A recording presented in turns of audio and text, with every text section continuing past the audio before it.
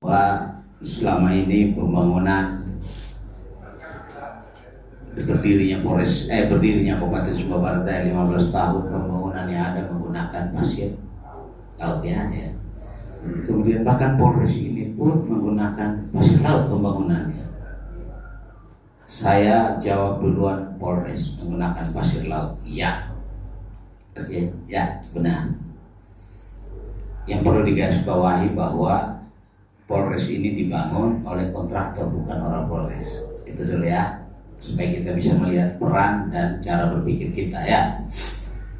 Kontraktornya itu berkontrak dengan polisi dengan harga yang tidak merujuk kepada pasir laut. Ya, itu dulu. Oke, kemudian selama 15 tahun pembangunan menggunakan pasir laut. Iya, betul ya. Kemudian belum ada perda yang memberikan kepastian bahwa di mana bisa diambil pasir laut. Itu juga saya bukan PKP ada, tapi saya lihat itu juga belum ada. Mohon dikoreksi kalau sudah ini. Yang jelas seperti ini adik-adik, penambangan pasir kita tidak hitung yang lalu-lalu, ya, tidak kita hitung yang lalu-lalu. Tetapi penambangan kegiatan penegakan hukum dalam lingkup penambangan pasir di kawasan pesisir ini, dengan adanya kepemimpinan Bapak Kapolres yang baru, kemudian kita mencoba memapping dan memetakan permasalahan-permasalahan yang menjadi prioritas untuk dilakukan tindakan kepolisian, maka salah satunya adalah penambangan pasir. Ya, penambangan pasir. Nah, dalam melakukan penegakan hukum tersebut, kita tidak langsung melakukan penegakan hukum. Ada upaya-upaya himbauan yang sudah kita lakukan. Artinya bahwa tindakan penghimbauan itu kita lakukan supaya masyarakat bisa mengetahui bahwa apa yang dia lakukan ini adalah hal-hal yang melanggar aturan. Kemudian dampaknya adalah merusak lingkungan, terutama kawasan pesisir. Namun setelah himbauan itu kita lakukan, ternyata masih terdapat juga, ya, masih terdapat juga, sehingga kita mencoba menata. Undang-undangnya sudah ada. Kita mencoba melakukan penataan, sehingga dengan penataan yang ada, kita membangun pola atau tatanan hidup yang baru. Kemudian dengan tatanan hidup yang baru yang dilakukan melalui penegakan hukum itu sendiri, dampaknya bisa melindungi lingkungan kita, terutama kawasan pantai. Ya, ada ya. Jadi intinya semua penegakan hukum yang saat ini kita lakukan ini semata-mata untuk melakukan suatu tatanan baru dalam kehidupan sosial masyarakat. Undang-undangnya ada, nanti baru kita bahas ya, sesuai dengan penyampaian tadi. Sehingga diharapkan adik-adik mahasiswa dapat membantu kami bahwa ini semua dalam rangka penataan. Kalau perda belum ada, saya yakin adik-adik bisa tahu salurannya di mana dan siapa yang bisa mewujudkan perda itu. Namun perlu diingat pula bahwa nanti ada perda atau surat edaran yang jelas. Kalau kami yang kuliah di bidang hukum, tentunya ketika sebuah produk hukum, entah itu tersirat lewat surat edaran ataupun perbu, tentunya itu khusus untuk halal pasir, tentunya itu harus melihat rujukan aturan lebih tinggi, ya, aturan lebih tinggi. Sehingga itu kan bicara aturan lebih tinggi berarti ada kewajiban Pemda untuk berdiskusi dengan gubernur.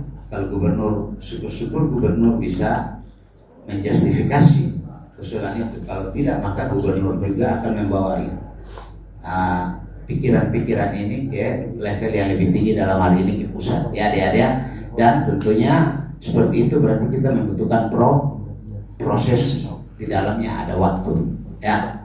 Oke. Untuk pasti sekian ya, kenapa kita melakukan penegakan hukum. Yang berikut terkait dengan prosesnya, betul ya? Oke, prosesnya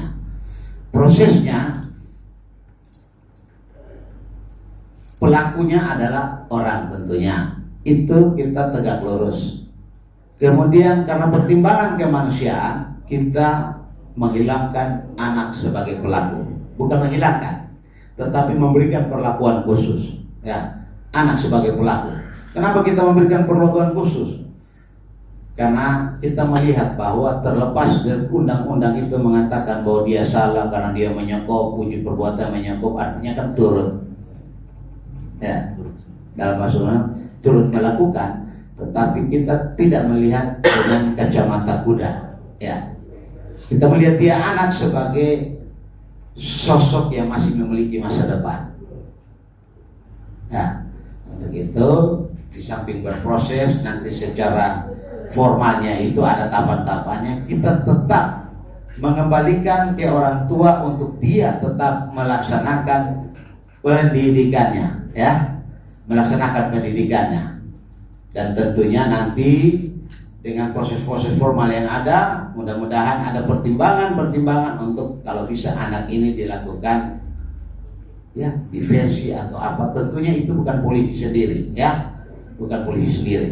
Yang jelas dalam beracara khusus untuk anak pelaku, kita tetap menitik beratkan bahwa anak itu adalah anak yang memiliki hak untuk menggapai masa depannya. Dan kita sebagai aparat penegak hukum pun punya kewajiban untuk mendukung itu, ya.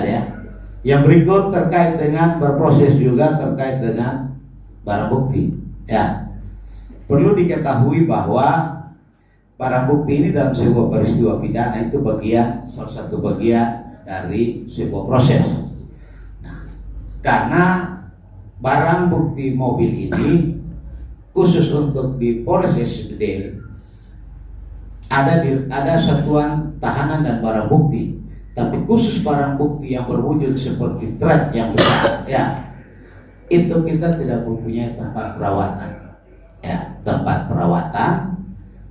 Kemudian karena pertimbangan bahwa nanti akan mengalami nilai pengurangan, ya, maka ketika permintaan pinjam pakai, jadi ada diluruskan kata-katanya, ya, mobil bukan ditangguhkan, dipinjam pakaikan, ya. Ketika para pemilik mobil meminta pinjam pakai barang bukti karena pertimbangan bahwa kita belum memiliki tempat khusus, ya, tempat khusus menyimpan, mengamankan dan menjaga secara khusus itu, maka kita keluarkan. Yang pasti salah satunya bahwa mobil itu harus jelas dulu siapa pemiliknya, betul kan? Mobil itu harus memiliki surat-surat yang lengkap. Antara pemilik dan mobil harus punya hubungan hukum yang jelas, ya. Jangan sampai itu mobil yang seperti kita lihat nih pada umumnya orang pakai kendaraan ada yang tidak jelas, ya. Yang berikut di situ ada pernyataan untuk sewaktu-waktu dapat menghadirkan mobil itu apabila dibutuhkan dalam setiap proses penegakan hukum. Misalnya nanti di proses sidang mobil itu dibutuhkan, maka pemilik wajib membawa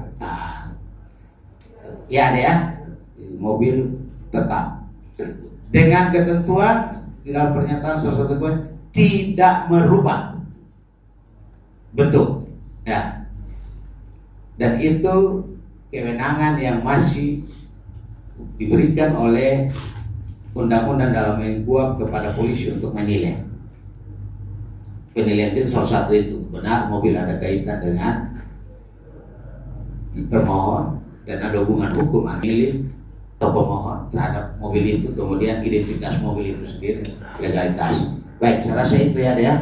Kalau adik tanya kenapa orang tidak, ya, orang tidak karena kita memiliki pengalaman, ya, memiliki pengalaman. Kita masih ada beberapa DPO, ya, ada. Tapi kalau bilang kita tidak manusiawi, kembali lagi seperti anak-anak tadi, kita manusiawi, ya. Tetapi ini dalam rangka sebuah tatanan. Ini juga tidak semata-mata penegakan hukum, tapi memberikan edukasi kepada masyarakat SPD secara luas untuk tidak melakukan penambangan pasir, ya. Jadi orang kenapa kita tidak mau mempersulit proses kita nanti. Itu adalah penilaian subjektif daripada polisi. Sehingga orang atau pelaku penambangan dewasa ini kita tidak memberikan penangguhan penahanan. Ya. Baik, mungkin itu saja. Nanti kalau silakan dirasa kurang, nanti baru ya silakan. Karena terkait saya sangat respect dengan keputusan Bapak mengenai dua siswa yang manusiawi sekali. Namun mungkin Bapak tidak ketahui di dalam 13 orang ada 2 mahasiswa dan mereka juga punya masa depan. Satunya semester 5, satunya semester 2, dan mereka mengambil pasir itu karena memang mereka tidak ada biaya. Mereka benar-benar memperjuangkan diri mereka untuk sekolah. Itu yang kedua. Yang ketiga mengenai kontrak dan Polres ini bilang tidak anggap saja tidak tahu menau Polres karena ini. Jangan pakai istilah seperti itu, bukan tidak tahu menau. Kami mengakui, berarti kami tahu bahwa proses terdahulu pasir laut. Tetapi kita bicara tentang penataan, memulai penataan yang baru. Ya, oke, deal. Ya. Nah sekarang kalau saya mengikuti apa yang statement yang Bapak sampaikan tadi bahwa merusak lingkungan hidup, ya di sisi laut. Tetapi apakah ketika nanti ke depannya, ketika adanya surat edaran yang disampaikan oleh Pemda, itu kan tetap jika menentukan di mana tempat yang legal, pastikan merusak juga. Baik, saya potong, saya mengerti maksudnya.